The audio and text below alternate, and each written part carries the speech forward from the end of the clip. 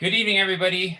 Thanks so much for being here tonight. I'm Nick Neely, an assistant professor of English writing at Eastern Oregon University. Welcome to this Sandra and Carl Elston Ars Poetica Fun reading and conversation featuring novelist Jamie Harrison. We're going to wait just a moment to allow people to settle in, and then we'll get started. In the meantime, I'm going to drop a link into the chat for our remaining reading and conversation in this spring series, and hope you'll register. We'll be hosting literary journalist Sierra Crane Murdoch on Thursday, May 20th, and I hope you'll tune back in. Look for that in a second.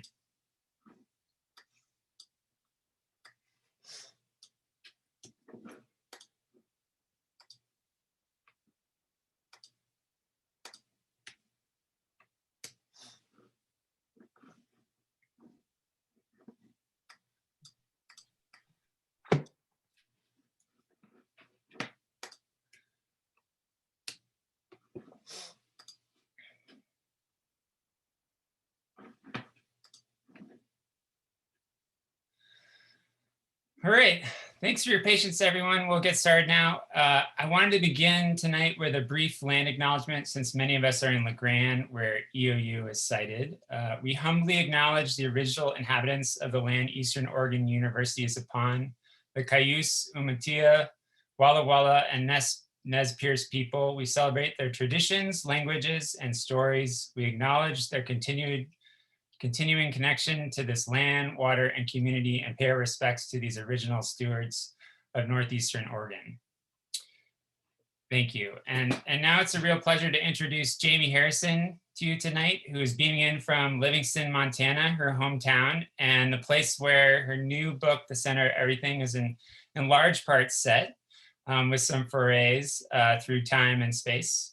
In a starred review, Kirkus calls the book quote, a sharply intelligent, warm-hearted embrace of human imperfection, the kind of book that invites a second reading, unquote.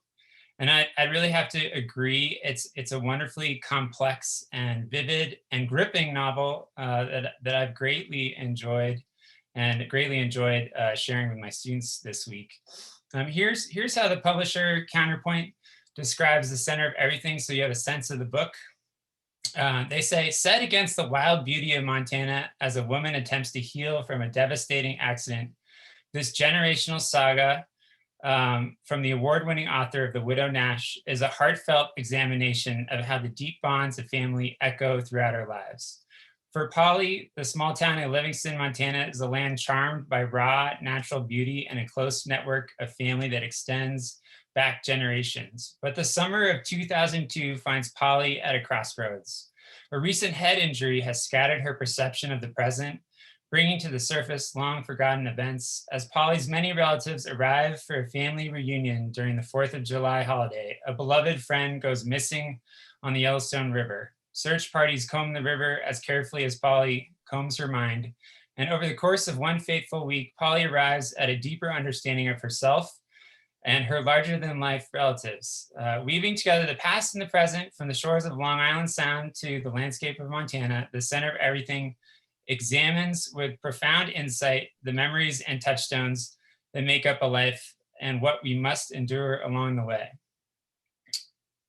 Jamie has lived in Montana with her family for more than 30 years and has worked as a caterer, a gardener, and an editor, all of which feature prominently in this novel, and I hope to touch upon that in our conversation. She's the author of 5 previous novels, the Jules Clement series of mysteries, and also in 2017, which was a finalist for the High Plains Book Award, and the winner of the Mountains and Plains Independent Booksellers Association Reading the West Book Award.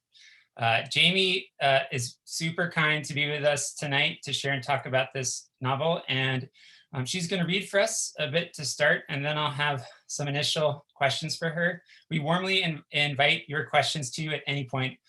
Please put them into the Q&A box so we know to look for them there, and I will weave those in as soon as they arrive. Thanks, everyone, for joining us, and Jamie, take it away. Thank you for having me, Nick. I'm going to read a couple of things a lot of this book is really about telling stories. It's about the stories that people remember, generation to generation. And a lot of it is told from the point of view of an 8-year-old, essentially, in the world of an 8-year-old. And a lot of what I tried to do in this is to think about how anybody thinks when they're 8 and what they make of what they see. And I had some pretty strong memories from then, and a real kind of a lovely childhood in a lot of ways, but it was very lively. And I wanted to use as much as I could. It's not my childhood, but the world I lived in when I was young on Long Island. I tried to bring that back, and I had fun trying to think from that point of view, a shorter point of view. So the first part I'm going to read is the opening of the book. I'm just going to read a short thing there, and then a slightly later passage, which is about Polly's children. Polly's about 40. She's got 2 kids who are 8. I think I have them 8 and 3. So here's the opening of the book. When Polly was a child and thought like a child, the world was a fluid place. People came and went and never looked the same from month to month or year to year. They shifted bodies and voices. A family friend shaved a beard, a great aunt shriveled into illness, a doctor grew taller, and it would take time to find them, to recognize them. Polly studied faces, she wondered, she undid the disguise. Sometimes people she loved disappeared entirely, curling off like smoke. Her father Merle told her that her mind was like a forest and the trees inside were her people, each leaf or needle a memory. Her mother Jane said that memories were the way a person tried to turn a life into a story. And Papa, Polly's grandfather, great-grandfather, said that there was a story about everything. He would tell them something long and strange to explain the existence of tigers or caves or trees, but then he'd say, well, the Greeks said the same thing, or the Finns, the Athabascans, the Etruscans, the Utes. Days were an Aztec snake swallowing its tail. Water came from a Celtic goddess's eyes. Thunder was a deadly fart from a Bantu in the sky. There was nothing new under the sun, but nothing truly repeated. Papa would row down a stretch of the Sound and back at high tide, proving his point, slipping home before it was too late to recognize home. But the water and light and noises of the world they'd left were different than the ones they returned to, except for his humming, the splash of the oars, and the fact of his presence. Lately, Polly thought her mind was a river, constantly scouring and pooling, constantly disappearing, filling with details that glinted and vanished. Even as an adult, every small thing meant a little too much to her. But these days, she couldn't go on like that, because though the world had become as strange as it had been when she was a child, she could no longer indulge it. She needed to buckle down, accept some objective reality. So Polly's had a head injury, and it's kind of altered so many things about her life. She's filled with self-doubt, and she sort of slides into seeing the world again the way she'd seen it when she was 8. In some ways, she sees too much, she notices too much, she gets distracted by it. She puts things together in a sort of non-rational, non-pragmatic way. And then the other part of her is a mother. She just has to get on with it. She runs a restaurant. She can't afford to lose her mind. And so some of the book is sort of about the tension of those two things. And part of the current story is about looking for their friend who was drowned in the river. I live 2 blocks from the Yellowstone River, and people drown all the time. The helicopters fly overhead, and it's sort of a part of every summer, and it's a horrible part, but it happens year after year after year. So this is Polly. The second section I'm going to read, which is short, is about Polly thinking of how her children feel about growing up in this area by the river, in the wilds, not the wilds of Montana, but around a lot of wildness. It's a different world than growing up on Long Island Sound outside of New York. So Sam and Helen, what things did they see that were as strange as whatever Polly and her friend Edmund had seen? Instead of Long Island Sound or the city, they had rattlesnakes, boiling water pouring up from the ground, rivers that could mangle, cold that could kill, sharp edges, falling rocks, lions, wolves, bears. Daily, the dozen brown recluse spiders they trapped on sticky paper in the basement of the pit bowl at the end of the block. Avalanches, earthquakes. In the mining town of Butte, and at it, a horizontal shaft, opened in a crumbling street, and Polly, tipsy on Ned's birthday, told Sam that 5,000 men had died down there and 1,000 bodies were underground still. She knew better than most people that children didn't forget that kind of thing. Polly, in bed but not sleeping, let her see what Sam and Helen's world, Polly style. No tides, no jellyfish, but the bank of a river where garter snakes sunned and stoneflies molted. The puff of fur at the edge of the willows that meant some small mammal's death. The varied pellets from the grass eaters, rabbit, moose, deer, and geese. In the house, the way the cat played with mice while the dog watched politely. The insect corners Polly never managed to clean. Silver spoons with devil's head, a whale tooth, masks. The photographs that meant something half remembered. The strange and holy significance of objects on the windowsill, which were people to Jane and Polly, ghost stories to Sam and Helen. The way Jane would read a book out loud and wipe her hand down their faces to make them sleepy, and the way Polly would type fast, roll dough, flick a bandage onto a blooding hole in the skin so quickly it never quite existed. The way Ned was simply there, swiftly and always, gathering them up and smothering every problem. And the way Merle, their grandfather, could name every part of any creature, whether or not it was the truth, and draw it with his good hand while the withered one twirled pencils. The way they felt sympathy and love like a blanket. More than anything else, though, they would have the memory of their mother and grandmother trying to block their view of their dead babysitter near the river. So they were there when they find the body. If you're a parent, you think a lot about what your kids see. And a lot of parents like to think that young children don't remember anything. And I think that's bullshit. So anyway, sort of wanted to write about that. I had a great childhood, but I really remember a lot of stuff, and it was fun to play with that in a story. Thank you so much, Jamie. I'm going to pop back into this screen here, and yeah, I loved hearing the comparison between how childhood and Long Island would be remarkably different from, and seeing it in the novel than childhood and Livingston.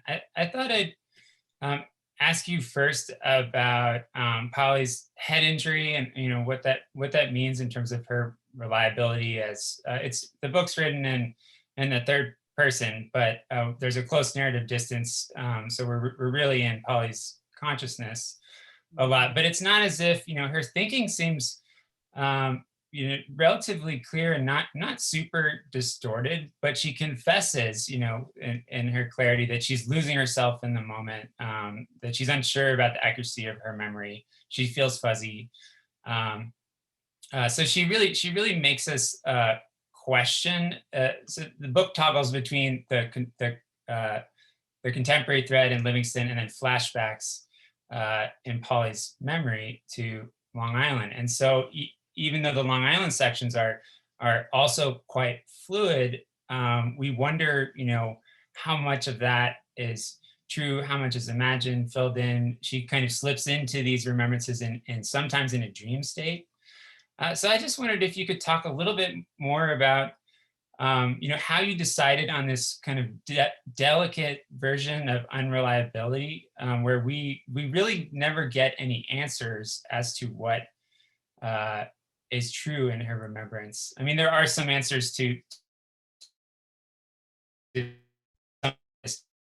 significant family mysteries by the end. But can you talk about more how you came to this sort of semi-reliable position? Did you try other versions of unreliability in your drafting? What I would say is that, first of all, Polly's filled with doubt. So to back up a little bit, I, for years, wanted to write a story about those kids on Long Island, and it wasn't linked to anything. It was really going to be sort of a ghost story on Long Island. My father and I actually did a screenplay about it and then shelved it, put it away. And I kept kind of wanting to go back to it.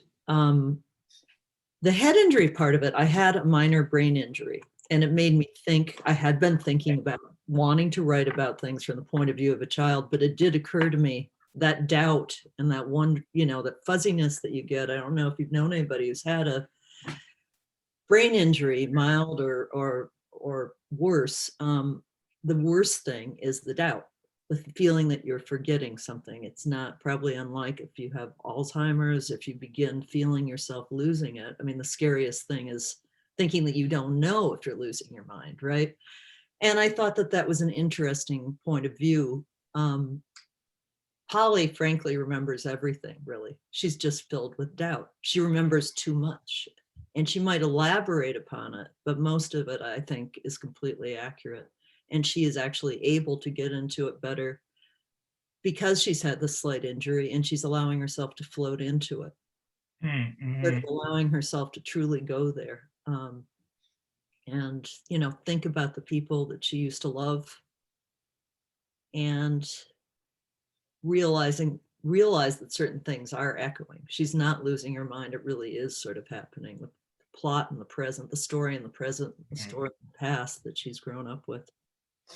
I want to come back to those echoes a little later on in the conversation, but the flip side of her head injury, as you mentioned, is that she, on the one hand, it's debilitating. On the other hand, it seems to give her new powers of perception, right, which are maybe a little bit more childlike. She's bombarded by images, and one of the passages you read, the composite that sort of takes in the riverbank, really gets at that, the way that these images are coming in. And she describes it as a looking binge, which I loved and hope to remember.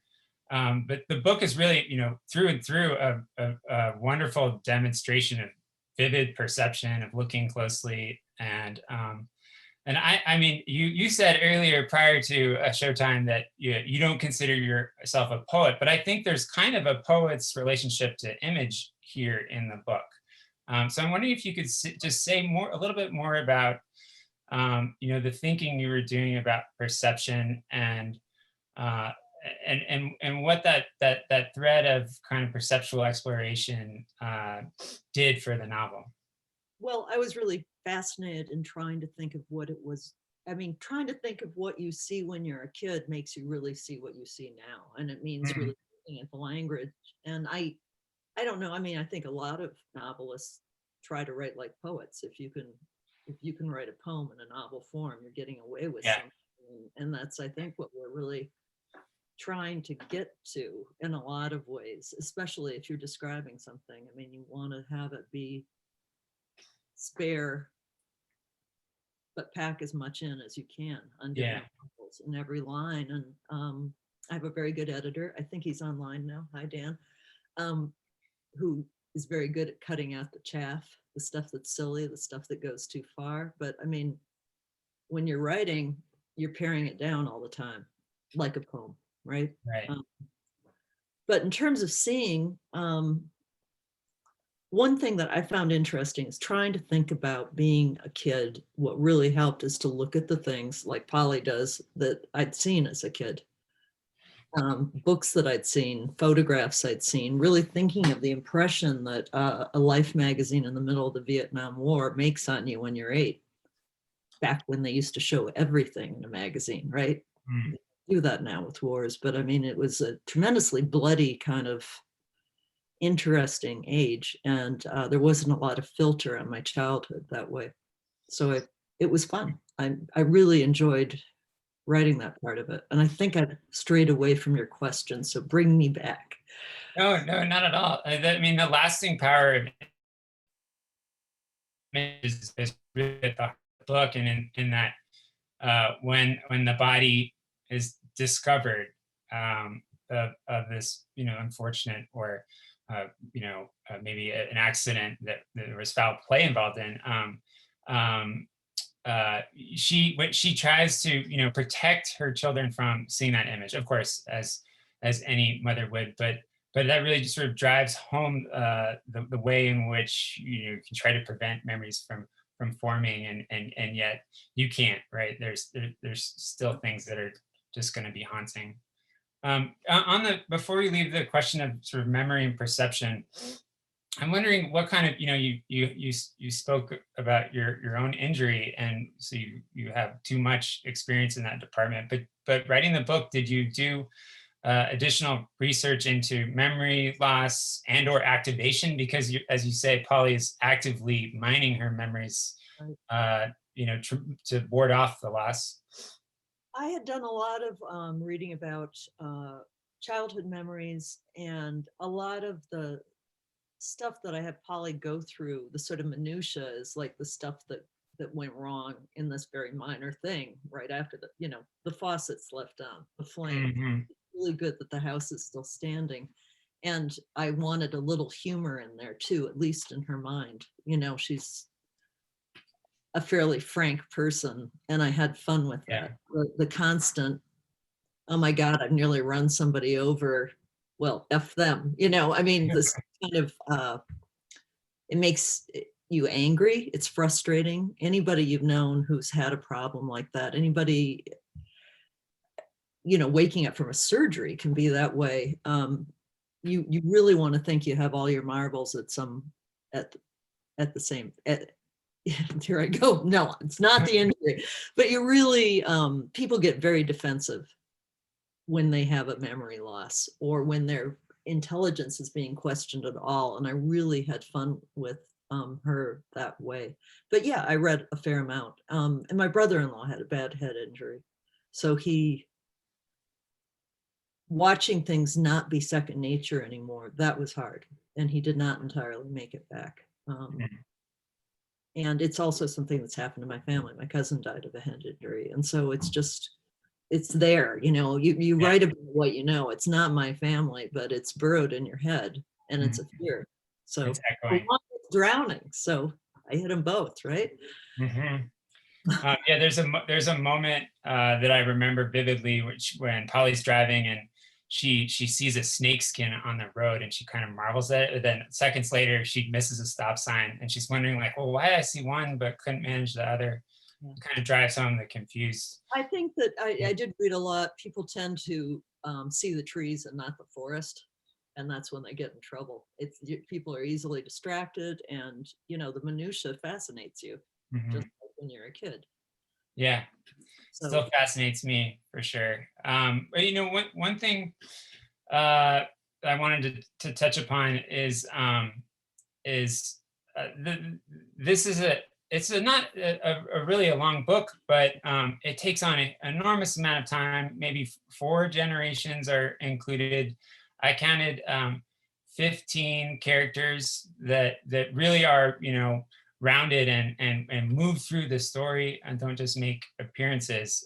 So as the jacket describes it, it sort of partakes of the saga. And I was wondering whether you set out to write a story of this kind of depth and width, and take on a family and friends of this size, or did that just kind of creep up on the story as you began writing? It actually kind of crept up, and I kind of hate it when it's called a saga because I think of them as being in Icelandic, but and I didn't want to write something long, and I can be kind of defensive about how many characters there are. But what happened is I started writing about the kids. I also had written a separate short story about a young woman in New York. Mm-hmm.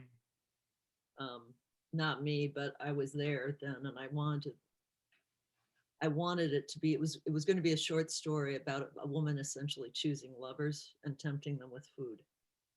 That's how it started. And then I gradually realized, well, that's the girl grown up, right? And in the child story, the thing about the children on Long Island, there were always grandparents. And I had just finished writing a book called The Widow Nash, and I loved the characters in it. And suddenly I thought, well, it's them. It's them 60 years later. It's 2 of the characters from Widow Nash, and I mashed them in. And then I actually, in an early draft of it, I had a section of those 2 characters, the Papa and Dee, in the 20s in LA, and my editor wisely had me pull it out. So I had more, and we pared down. I just kept adding, anything that occurred to me, I tend to throw in, but I hate long novels. I don't hate them, but I did not want to write one. Well, yeah, I mean, that's amazing because it has the feel, it has a kind of epic feel to it because you take on so much, but it's not long. On the other hand, because it's so much um, about perception and memory and certain confusions, it's not necessarily a super quick read, even though it's the mysteries make it gripping. Anyways, I'm wondering, to keep the track of those characters, do you kind of map it out, or do you think to yourself, okay, this character has to come back at this point, or how do you keep them all afloat? Because they really were pretty well balanced, appearing regularly, and felt organic, but no one was missing. It's not hard keeping track of the characters. I mean, the characters are locked in my head. What's Mm, hard is coming up with a pattern for the book. Um, a sort of a swirl, how you come around, how you yeah, keep it going, what the kind of, what do you call it? It's sort of like a dance. It's a call and an answer, and trying to get the right pattern so you don't bore people, trying to make, placement is so important with scenes anyway. And a scene right. is always made better by the thing that came right before it, the counterpoint. And so Mhm. that takes a long time. I can't tell you how many lists on the board, and finally like index cards, and just sort of losing my mind. And then a good editor, honestly. Anybody in your writing class has to know it's really worth listening to somebody else, always. No Yeah. matter how good you feel about a draft, if you put it down for a month and you go back to it, you will have a little more perception, or you will be able to take criticism better. You will suddenly realize, no, I didn't get away with that. I tried, but that's not where it should go. That's not how it should be. And in fact, let's just kill this character entirely, So it's good to be open-minded. It definitely takes practice and often time to listen, I think.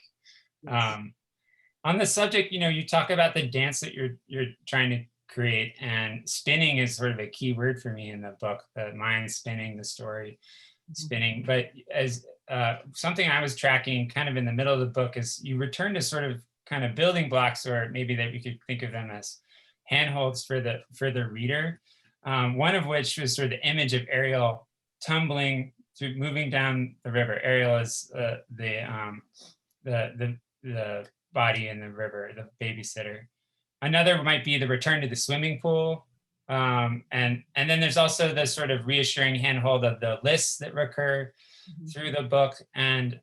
Um, and I really, they, in a complex book, they those sorts of things, those recurring elements that build on each other, really are comforting, and are truly handholds. So I'm wondering, did you plan those? Did they just sort of like Well, start and start marching? for me, they helped me. It's like, what do I need here? I need a pause. you Yeah, know I need to sort of line out what she's thinking, how she's thinking, what's happening.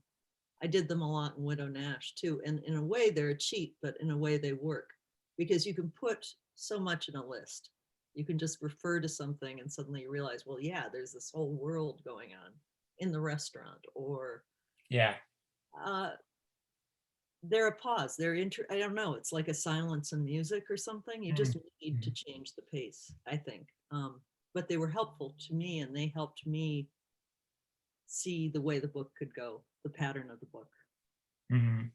Yeah, the lists certainly remind us of Polly's, memory issues, Well, the it way has she. worked that way too. Yeah. Yeah, and they also, one thing they really drove home for me is the dating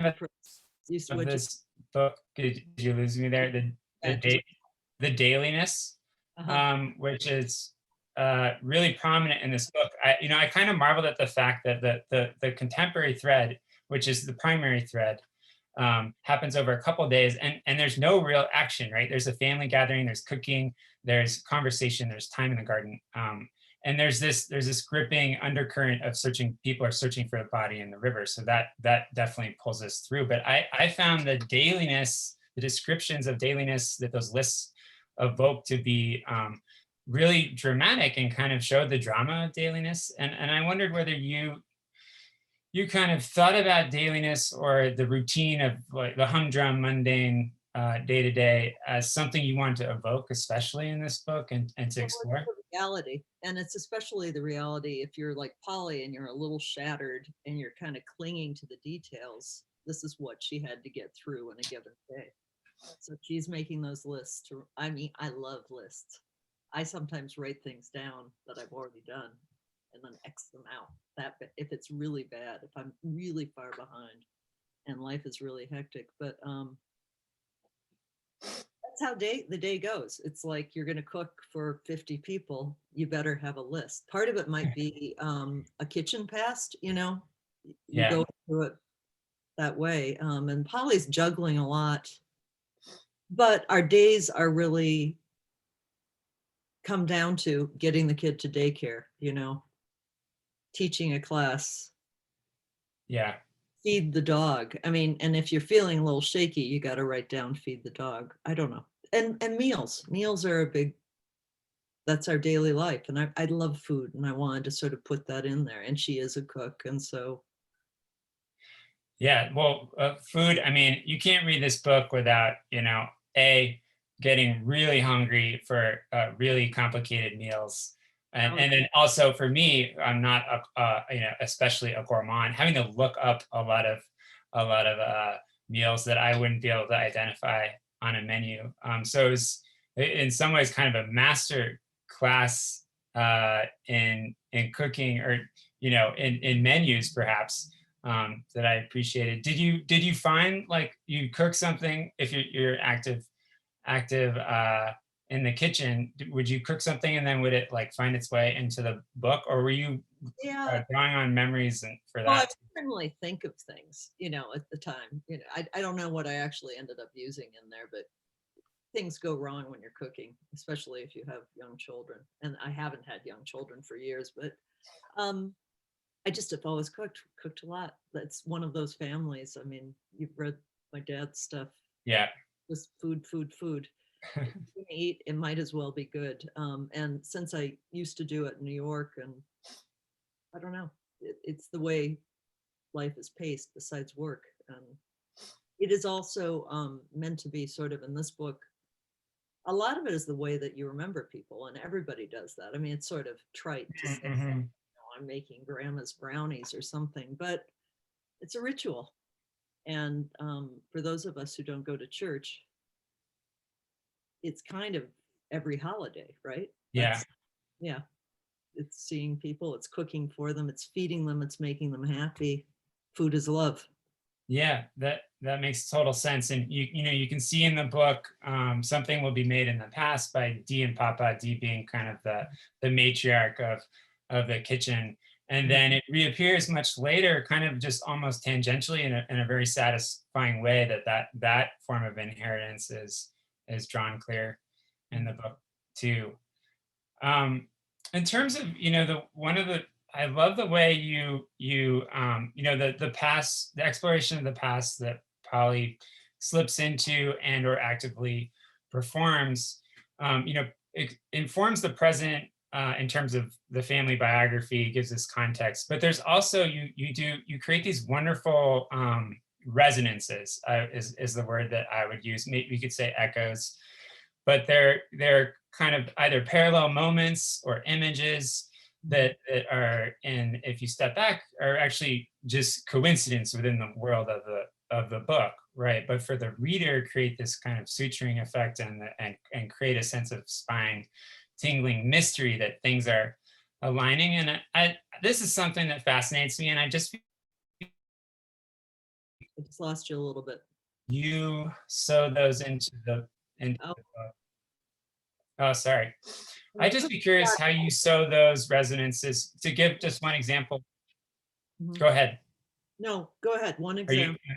I can hear you now. Well, one example is the kids, young Polly, are basically being evacuated from the house when Edmund, her friend's mother, has a breakdown, right? And there's a swirl of birds overhead and Papa of starlings, and Papa describes it as they're talking about a storm. And then later there's a important flock or swirl of magpies on the river that's crucial to the story. And I wondered, in that example and in others, how does that unfold? Which end comes I think first? that. Thank you. I had no idea I'd done Really? that. Yeah. Oh, I mean, some things I did deliberately, and I worry that I did it too much. It can be yeah. pompous, ponderous if you do too many parallels and you do too much. But I hadn't thought about, I mean, I guess I thought of Polly looking at birds. I thought of kids, tilting upside down, which we don't tend to do in later life. Looking up into the Yeah, tree, we looking look up less. dangling from something.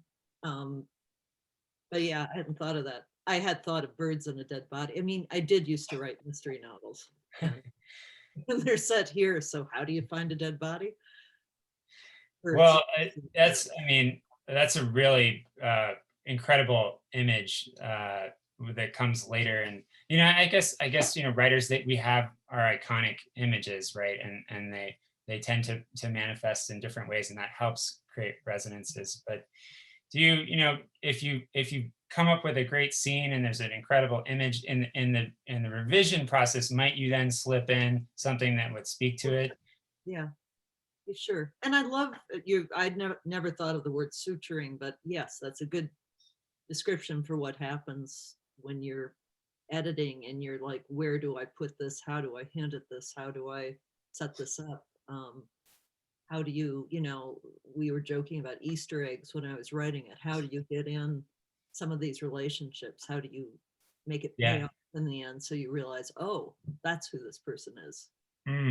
Yeah, that Easter egg moment is one of my favorite in the book, because in this scene there, and it's in the past, they're making Easter eggs, and then the woman who's has a mental illness, really, she's triggered by a commercial into thinking that her imaginary pregnancy is going wrong, right? And it's remarkable how something that's so kind of just quiet turns to violent. And that's one thing I think you do. Baby food commercial. Yeah, right. Yeah.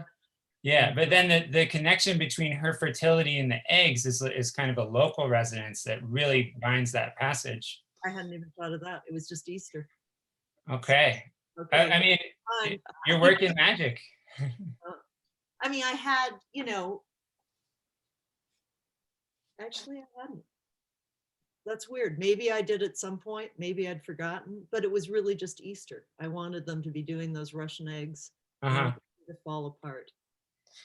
I think, if you're writing by instinct, you often create those kinds of resonances, and then you should take ownership of it. Now that you're aware. Making me feel smart. Thank you. Yes. I invite any questions from the audience. And there's been a request, Jamie, for maybe a reading of one additional passage. So if one comes to mind, let's see. You could read that Easter egg passage if it's not too shocking. I marvel at that. Ask me some questions while I'm looking. Let's see.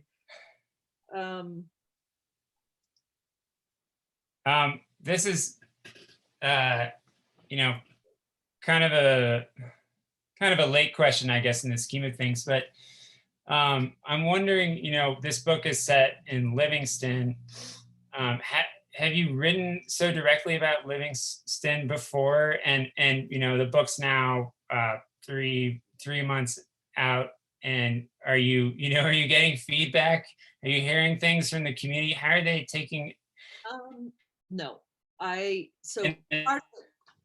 ahead. The thing is that I wrote some mysteries, 4 mysteries 30 years ago, 20 some years ago. And at that point, I did get a lot of feedback. It was within like 5 or 6 years of us moving out here. I ran a small press here. It went out of business, as is the way of small presses. And I decided to try. There were no jobs out here. I didn't want to move back to New York. And so I tried writing a mystery, and I, uh, loosely modeled on a couple of people in town. And I did get a raft of shit for that. But it was fun, and people had more fun of it. And so it became a game with the mysteries of like, who is this? Who's she killing? Among my friends, at least. Um, with this, not really. I mean, people talk about the river, or thinking about the river in the way that I sort of try to talk about it, how it's something that you love, but it can kill you.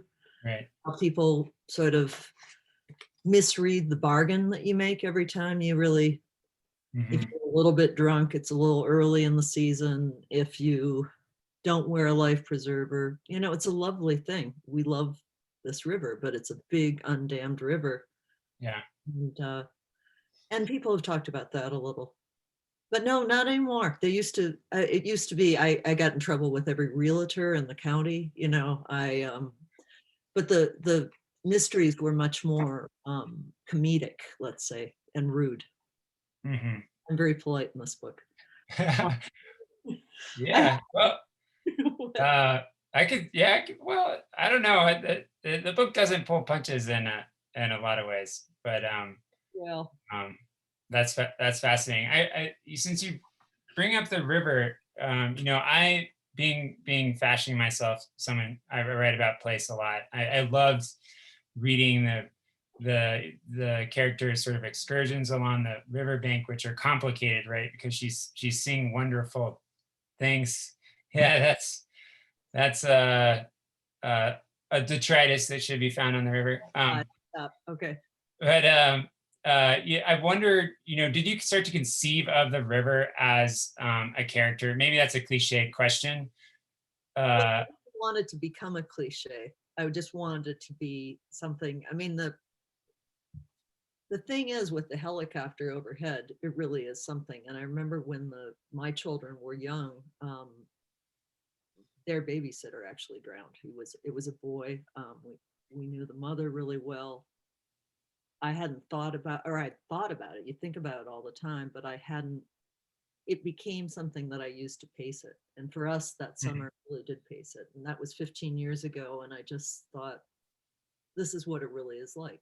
It's Yeah, right there. So no, I didn't want to make it, more than it was. I just wanted to say it's a bargain. yeah, It's like skiing in the back country. It's like everything you do. If you go in grizzly country, if you build in an area that's going to burn, it's yeah, living in the West, right? right. So And you do set it up as kind of an overarching metaphor in that first passage that you read tonight.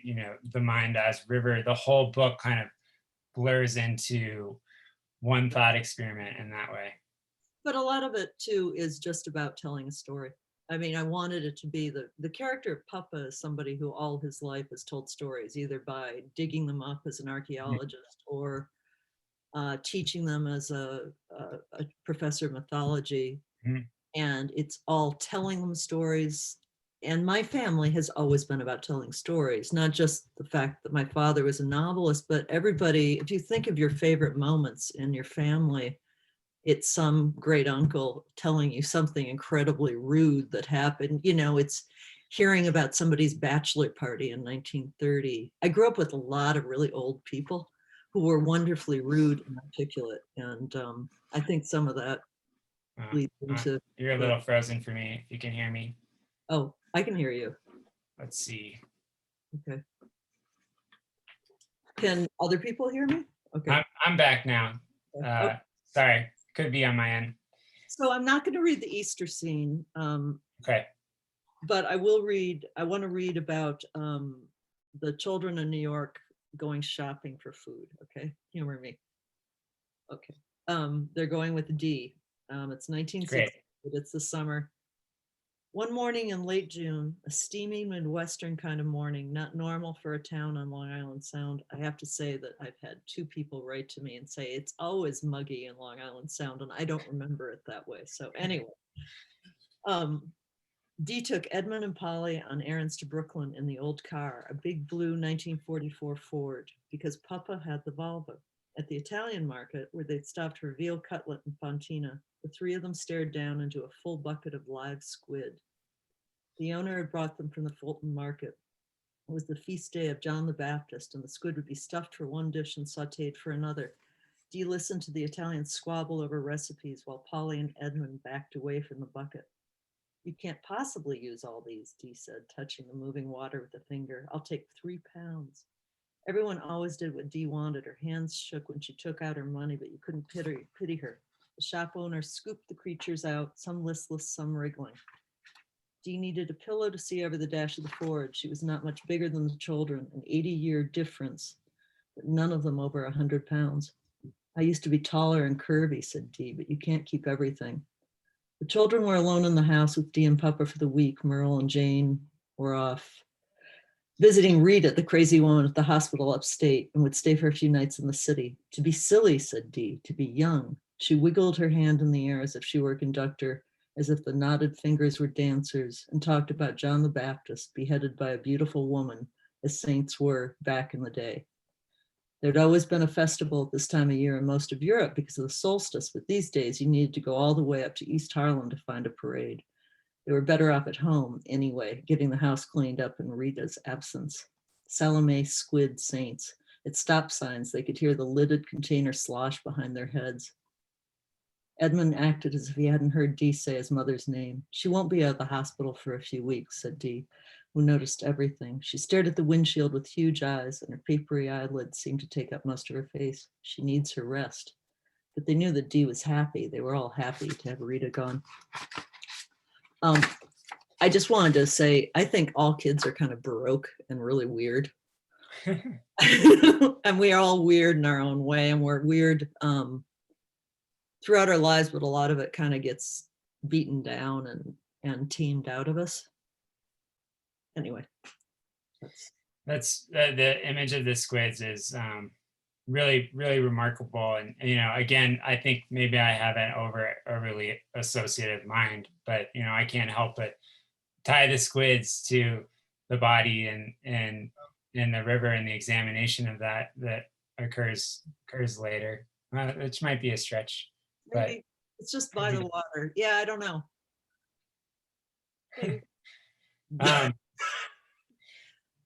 Can I ask? You've got another book or maybe two that you're working on. Can you share any little bit about their nature? And you can say no, absolutely. I thought it would be fun and easy and relaxing to go back to the mysteries. Counterpoint is going to reissue the mysteries, I believe.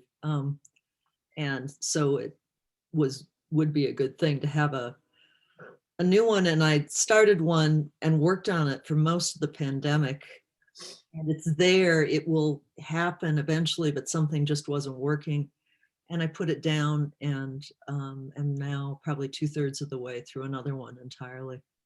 And I'll finish the other one too. So I'll do those, but mostly what I want to do when those are done is I will do something about, I'll do the family saga thing. I'll do something about 1920 in LA. Most of it would be with the Papa and Dee characters, and then some scenes in Montana in the 40s.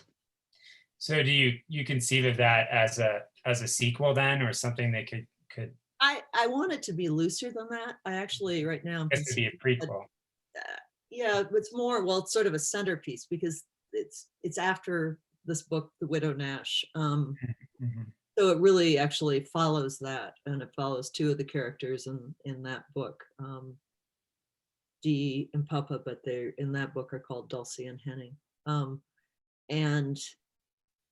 I think I want it to be not really novellas, but 3 sort of sections I have in mind. But who knows? I won't get it done for a couple of years, and I want to be open-minded about it. So, but I look forward to it. We look forward to it too. I just want that stirs a question in me. In relation to you're writing about 1968, and this book, The Center for Everything, you're going to write about the 20s. How do you sort of conjure that ear? Are you the type who really dives into newspapers or whatever it might be, the archives, to bring out that element in those past scenes, or how's that work for you? It's a great way to actually avoid writing. Yeah. If it's not in Widow Nash, I know more about earthquakes through the ages than why. It's just yeah, I love research. That's half the fun. I don't want it to be, I also sort of have a bone to pick about historical novels. Part of the reason I deliberately set this in 2002, even though it's really not that much different than the other novel, is because then people wouldn't call me a historical novelist. Uh-huh. Is Hilary Mantel a historical novelist, or is she a novelist? I mean, is Right. Train Dreams a historical novel? I don't think so. Mm-hmm. Not that I'm in any way comparing myself to either of those people, but it's just a little bone to pick. But yeah, I love research, and you do. Yeah, I'll read a lot. I will, I will, I will read up. I look forward to it, and So, then I kind of have a gun to my head and have to write the thing. So, and I will not find all that research, but basically what I do is I read a lot. I unfortunately don't write things in order. I just write them down if they're good, I write them down, and then I have to find a way to fit them. And it takes a long time, and it's a horrible, horrible way to write a novel. Because you know what you want to happen, but then you're moving it around, and then you have to make it all work together. And I would love to just sit down and write a story right through, but I can't do it. well, I mean, the result in this case is something that's really, really layered. And even though there's a great structure to it, it does feel sort of serendipitous in the way things fit together. So I can see how that works for you. It's Um, making is, so yeah. is there one thing that you research, is there one thing of research for this book that you one topic that you'd like to share, something that you wouldn't anticipate? I didn't really know. I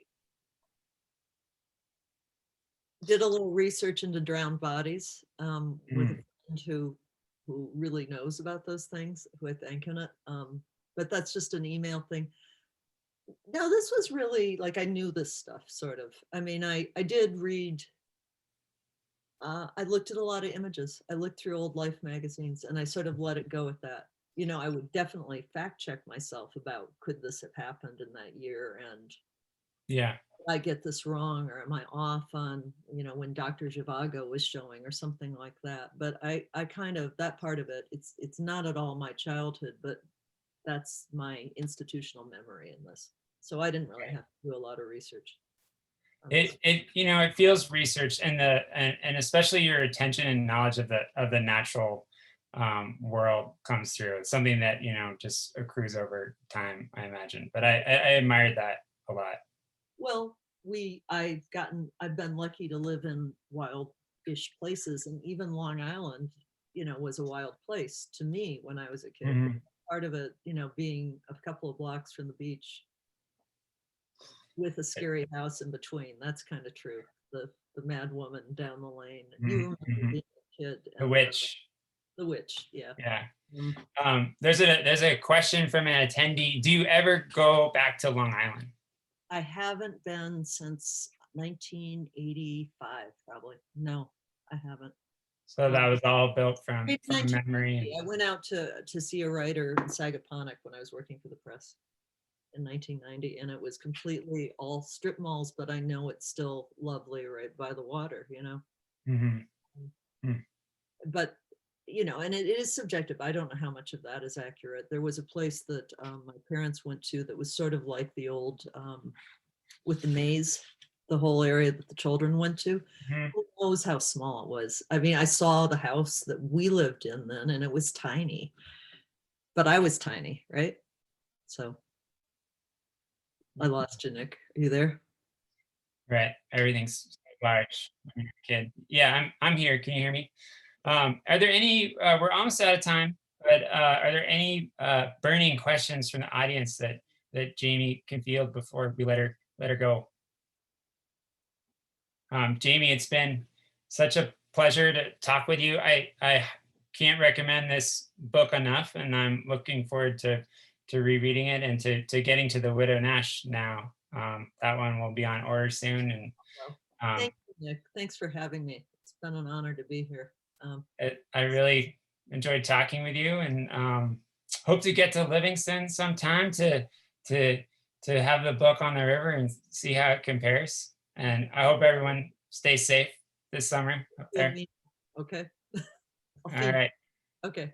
Thank you, everyone. I just wanted to remind you of the May 20th event. Hope you'll come back and see Sierra Crane Murdoch.